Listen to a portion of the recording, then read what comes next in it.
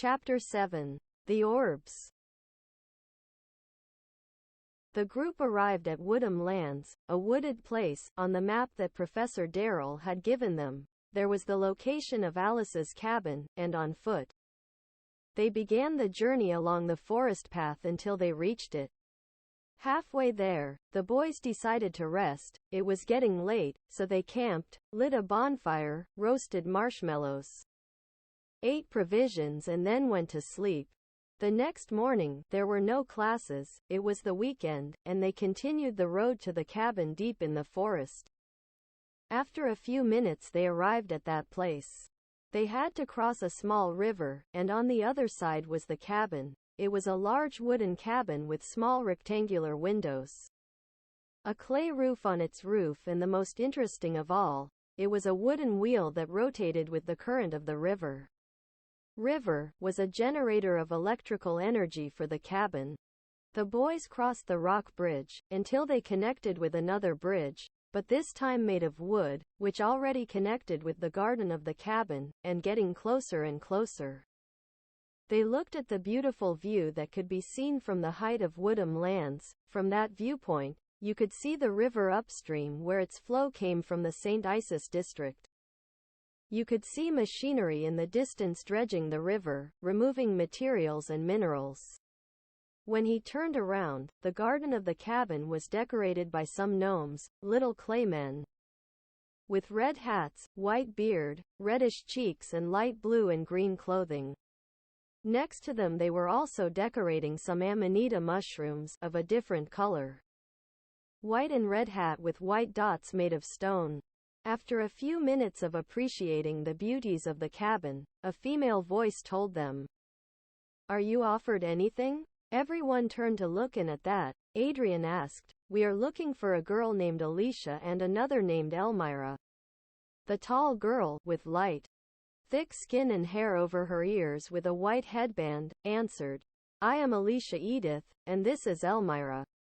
Does she bring you here?" Elmira was a thick, short girl, with glasses, hair in ponytails, and her face looked like she had not slept for days.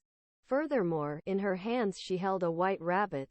"We came to recover the yellow orb that was stolen from Astoria's castle. And we know it is here," Gavin answered. "I haven't stolen anything." Alice answered with disdain, "The yellow orb was here, but they stole it from us." Elmira answered. Gavin, Roger, Adrian and Arthur saw that Elmira was acting strange. They knew that she was possessed and what she said was false. It was she who took him out of the castle and brought him here. To which everyone looked into each other's eyes, and Adrian asked, "Well, if they stole them from you, then who was it?" And Alice answered, "Come with me." Everyone began to walk behind Alice inside the cabin, until they came out onto a terrace, a cobblestone path, where there was a pear tree, and a flash of sunlight illuminated this. On the other side of the terrace, you could see an autumn forest, with maple trees with reddish, orange and yellow leaves, and in the middle of everything, you could see another cabin, gray in its wood, and a scarecrow in black clothing at the sides. Outskirts. "You see that place over there? That is the cabin you are looking for. There is your yellow orb. It was stolen by the knight Lawrence Fox. It is a ghost of an ancient knight who stole relics from the wealthy families of this town many years ago. Perhaps maybe you don't know it, but he tried to rob Astoria's castle, and the guards killed him. He was captured and executed. Go to that place and get her back, if you are so brave." Alice finished with her sarcastic face. Roger, Adrian, Gavin and Arthur knew it could be a trap. But the only way to find out was to investigate, so they took the path that started down some wooden stairs from the terrace towards the cabin. They began to walk on a path of maple leaves on the ground, a path with an incredible palette of colors, the red, yellow and orange leaves fallen from the trees in that area covered about an inch of a large part of their shoes. The only thing that what could be heard was the singing of the crows that were in the trees and on the roof of the cabin. Finally they arrived at the other cabin and everyone decided to talk to find out what they were going to do before entering the cabin. I'm sure this is a trap, Roger insisted again. It could be. But only by entering we rule out that possibility, Gavin added. Let's go in, defeat Knight Lawrence, recover the orb and return to Alice. Adrian said bravely. I'll wait for you out here. I'll stay guarding the entrance, Arthur commented. All right, let's go in, Gavin said as he stood first in line to enter the place. Roger, Gavin, and Adrian entered the cabin. The key to the main door was rusty, so they kicked the door, the hinge broke, and the door fell, with a huge crash, and the sound was sustained for a few minutes by the echo of the room. Minutes later the chandelier on the ceiling of the cabin began to shake and a curtain of smoke filled the entire room, and hundreds of creatures such as crows, poisonous snakes, spiders, scorpions and wolves began to come out with rage. The eyes of these creatures they were red and they knew that the sound of the door crashing had woken them from a deep sleep. Gavin, Roger and Adrian stood with their backs to each other, took out their weapons and began to fight the herd of creatures. Everyone began to use burr to launch fire and physical attacks with their weapons. Roger was in charge of eliminating the snakes, Adrian was in charge of extracting, with his special ability from his ring, the poison of snakes, fur of wolves, feathers of crows, limbs of spiders and the stings of scorpions. This was a strategy to save components to make potions if they required them, and finally he killed them using burr. Gavin was eliminating the wolves, spiders and scorpions one by one. But he didn't take into account that a snake had trapped his left foot with a constricting ability, and was beginning to wrap itself around his knee.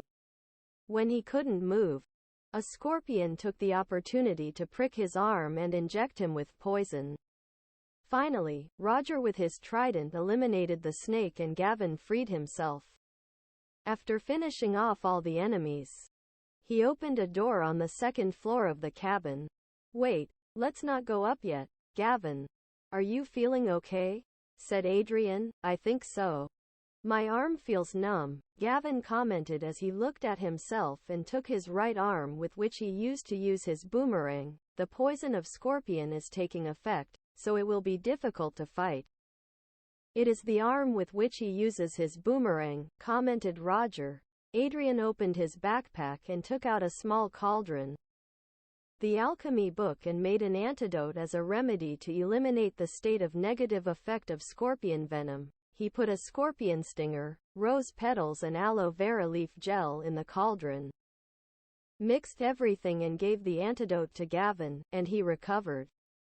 Thank you. I feel better now. Let's continue our mission, said Gavin. Excellent, Adrian. It was good to bring the alchemy book and the cauldron, said Roger. Scorpion venom lasts about 24 hours in the body. Otherwise try in time. You would have died before we returned to Astoria's castle, Adrian commented while Roger and Gavin swallowed thickly as they listened to the argument.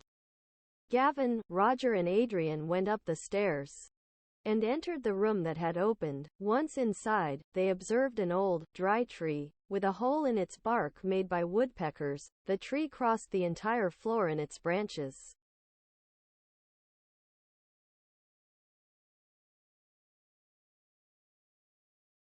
Went out towards the attic. Once inside, the door closed by itself and a malevolent voice shouted at them, "Go away."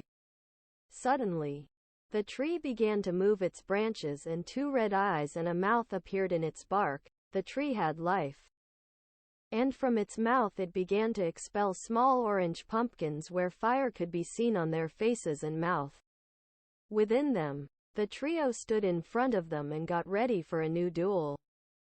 The strategy was as follows. Gavin and Roger began to eliminate the pumpkins. They jumped to get closer to them to launch their fire attacks. But the powerful trident and boomerang of Gavin and Roger was stopping them. Adrian began to throw burr and aqua at the tree, and it responded with attacks from Floriga and Rokarga.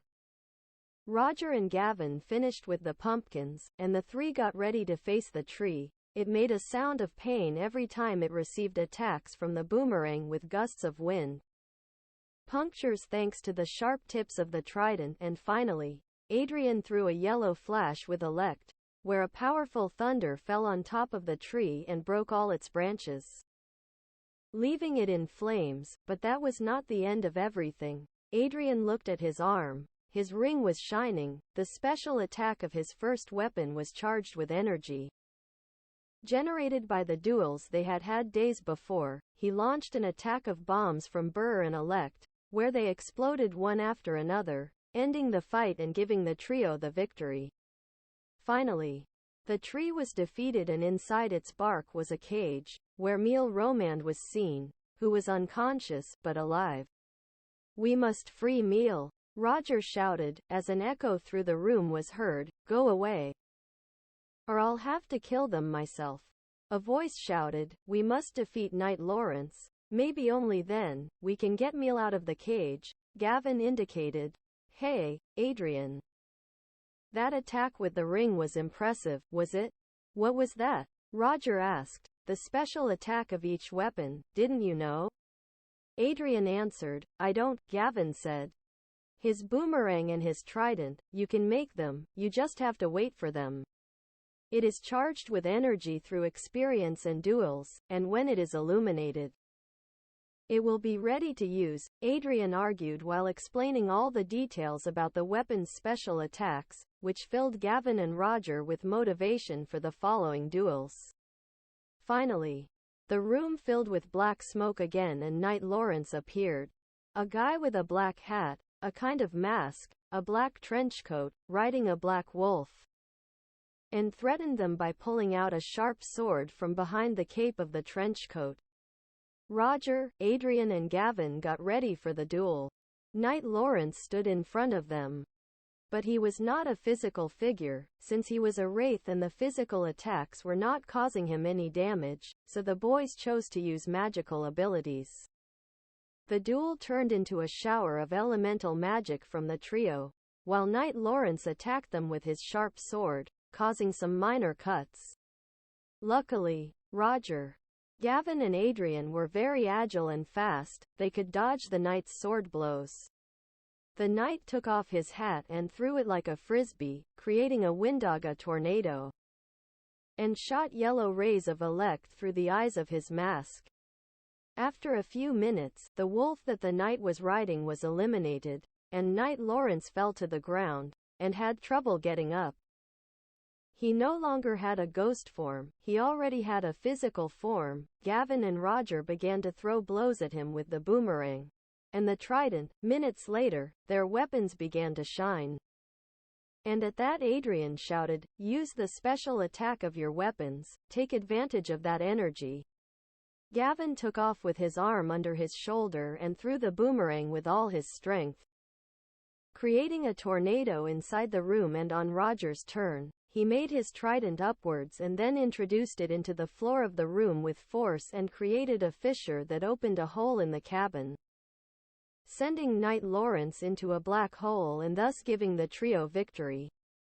Gavin and Roger were happy that they had finally been able to use the special attack of their weapons. Adrian took the opportunity to congratulate them. Then they turned and the cage where Meal was began to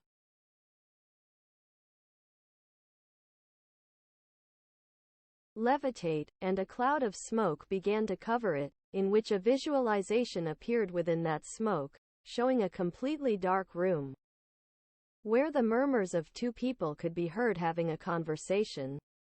"My lady, I think everything is going perfectly." Knight Lawrence was destroyed.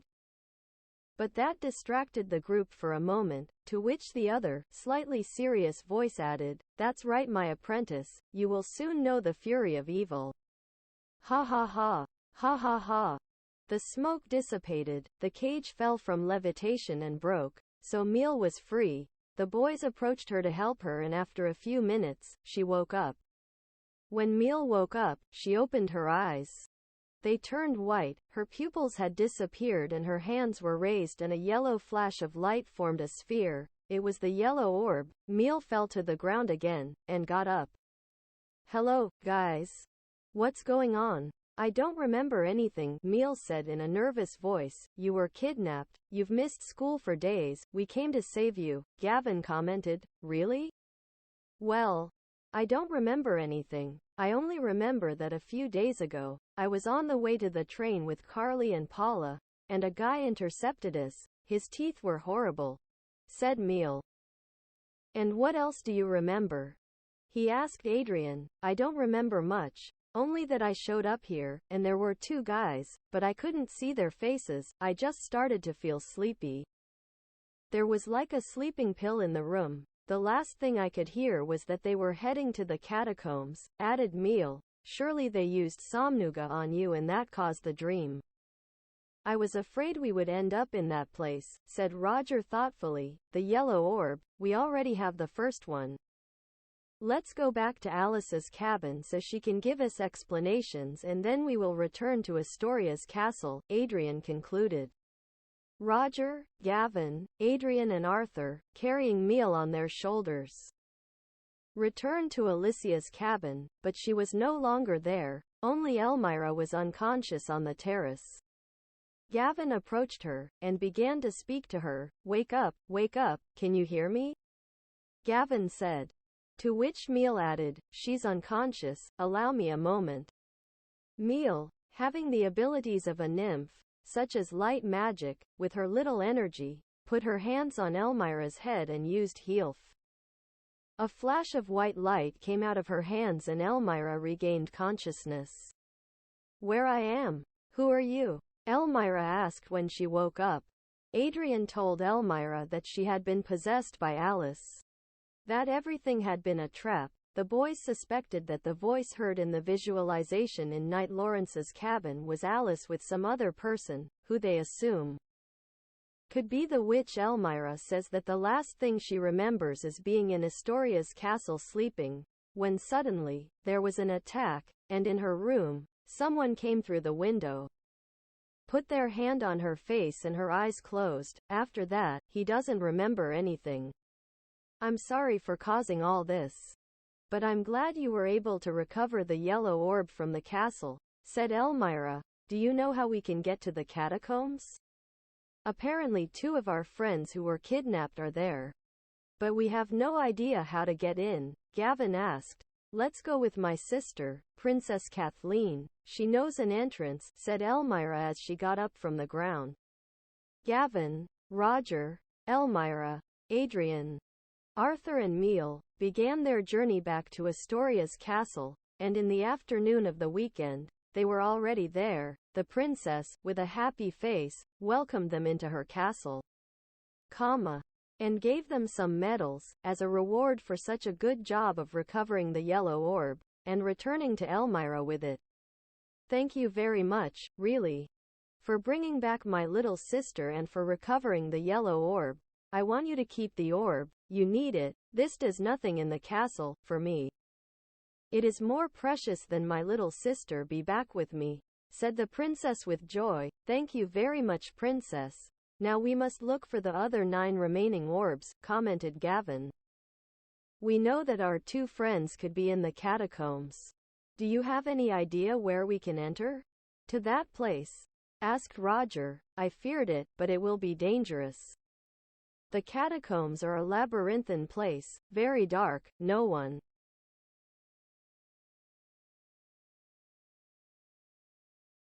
has gone down there. Depending on the path they take, they can reach another part of the city, to the outside world, or get lost between one area and another. The princess indicated. But do you know of any access that is not so complicated? Asked Adrian. Kathleen put her hands behind her back, looked towards the sky again, with a worried face. He mentioned the following. You must go to the parish, behind the great cathedral. There you will find a door at the back. It is one of the least dangerous and complicated entrances to the catacombs. But be very careful, may luck be with you. Ellipsis quote dash. We will have it, they all said and left. Gavin, Roger and Adrian, along with Arthur, set off towards the great cathedral. In the central district of St. Isis, Meal returned home to rest and returned to school the following week, with the faith intact that her friends would be rescued. Once in St. Isis, they took the road to the parish. It was a lonely place, a kind of rock building, brown in color, with cubicles. Each of them had closed doors. It was the place where the teachers of summons like the Professor Muller had developed all their knowledge and theories on these. Once inside, they found the door, opened it and went down a black hole, with a metal staircase. Adrian went down first, Roger and Gavin swallowed thickly, followed him and went down, and finally Arthur came down. Once down, after going down about 20 meters, they had reached the underground of the catacombs, a dark place, so everyone lit torches to illuminate themselves. The walls were made of mud and rock. There were coffins embedded in the walls, cells with skeletons, mummies, bodies of decomposed people, spider webs. Everyone started walking and became alert to cover their backs. Every meter, rats, skeletons, bats would appear wanting to harm them, but the four boys quickly eliminated the tedious enemies from the place. Being a labyrinthine place, they stopped to think of a plan. We should split up to look for Carly and Paula. They could be in two different places or in the same place, said Adrian. Are you nuts? If the four of us advance alone, we could die. What if a creature appears that one of us alone cannot defeat? Roger exclaimed. We must walk and investigate. If we reach a place and there is no way out, we turn back. And we took another path, commented Gavin. But the place is too extensive, said Arthur. Suddenly their torches went out, and they observed how in a corridor of the catacombs, some torches embedded in the walls began to light up. The flames were illuminating and forming what looked like a path. Look at that, Gavin shouted. Let's follow that path, Adrian added. I'm sure it must be another trap. The enemy wants us to go directly where he wants us, Roger insisted again. Yes, but it may be that the path takes us to our friends. Let's take the risk. It's life or death, said Arthur. The four took the illuminated path and walked for about 10 minutes. Then they arrived at a large room. It looked like a vault, with many coffins and spaces in the walls. Suddenly, a slightly larger torch was lit in the background, and it showed a cell with Carly and Paula, tied by their hands, blindfolded, and above them, a skull with its mouth open, the purple orb on the wall. Look at that. It's them, Adrian shouted. The four ran towards the cell. But a guillotine and a spike saw appeared and prevented their passage. A rock door began to close where they entered, which would result in them being trapped again. Damn! Gavin shouted, hitting the bars of the cells. After that, a part of the floor, which had sand with sawdust, made by the termites that were feeding on the coffins, began to move. And a sarcophagus in the shape of an eagle rose. The sarcophagus opened one of its doors, and out came none other than Jonkar himself, the guy with the big teeth from the Scarlet Eagles.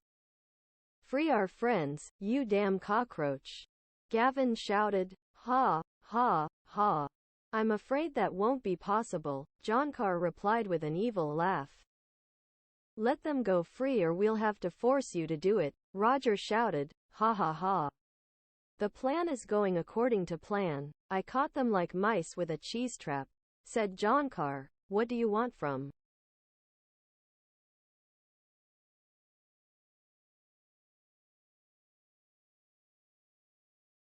us? We will hand you over to the director, said Adrian. You are so stupid and deluded, and you don't understand anything of what is happening, said the boy from the Scarlet Eagles. Jonkar walked towards the boys and in one swift movement, bit Arthur on the arm and left him with great pain in his arm, which made it impossible for him to join the duel, so Roger, Gavin and Adrian fought him. Gavin, Roger and Adrian began to attack him with everything they had, weapons, magical abilities and so on. Jonkar, for his part, did not know how to use magical abilities, so he only used physical blows with his arms, legs and his special attack, the bite. After a few minutes of mourning, Jonkar remained static and began to make a face of pain, grabbed his head with his hands and shouted, "Ah! No! What's going on?" His body began to disfigure, as if he were ice cream under the sun. And his Scarlet Eagle's uniform began to burn, a silver-colored key appearing from him. The duel was over and the cell where Paula and Carly were was open thanks to the key that Roger took from the floor. It may have been an illusion or a clone of him.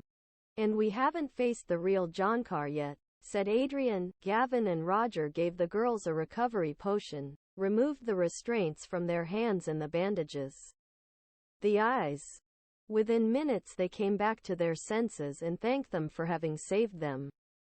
Adrian took the purple orb from the skull that held it, and in the center of the room, from the sands, a lamp emerged held by a skeleton's hand. Everyone wondered what that lamp was with that incandescent violet light. "It's a transportation lamp," Paula exclaimed with joy. "What are they?" said Roger. "Their function is to transport you to the place where you want to go. They can be created with a special technique," Paula commented. "How do we use it to get out of here?" Gavin asked. "We should all touch it at the same time and say the name of the place we want to go," Paula added. Everyone stood around the lamp and touched it at the same time, and they shouted, "Green Hills." Their bodies lit up, and in the blink of an eye, they appeared on one of the streets in the Green Hills neighborhood. They had managed to get out of there thanks to the lamp. Paula and Carly went home with Arthur, while Roger and Adrian asked Gavin to keep the 2 orbs they already had in the trunk of his room in the trunk of his room. They were missing 8 to complete the 10 that the Princess of Astorias had indicated. The day ended, night fell, and everyone went home. Weeks passed, the girls returned to school, and the academic year was about to end. The year was ending.